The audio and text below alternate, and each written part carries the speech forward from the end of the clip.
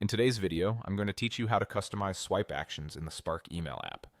If you handle a lot of messages each day, tailoring your swipe gestures can speed up your email routine and make your inbox feel more intuitive. By the end of this walkthrough, you'll know exactly how to change what happens when you swipe left or right with short or long gestures, so the actions you use most are always just a flick away.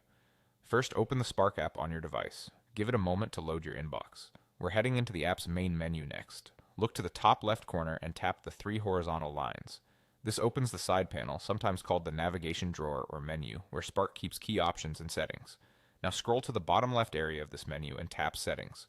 Settings is where Spark collects all the controls that shape your experience, from appearance to notifications, and most importantly for today, gestures.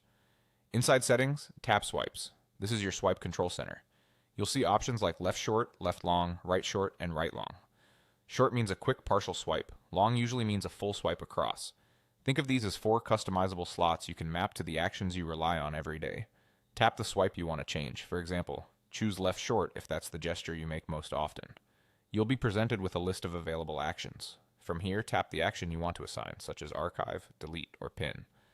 Archive is great if you want to clear messages from your inbox without permanently removing them. Delete sends messages to the trash, which is faster but more final, so use it only if you're confident you won't need the email later. Pin is perfect for keeping important messages at the top so they don't slip through the cracks. When you select an action, Spark applies it right away. There's no extra save button to press. If you change your mind, you can come back to swipes at any time and adjust the mapping again.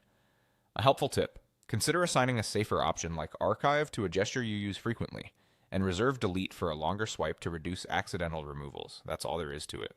Open Spark, go to the main menu, enter Settings, tap Swipes, choose the gesture you want to change, and assign the action that fits your workflow. With just a few taps, your inbox becomes faster, cleaner, and tailored to the way you work.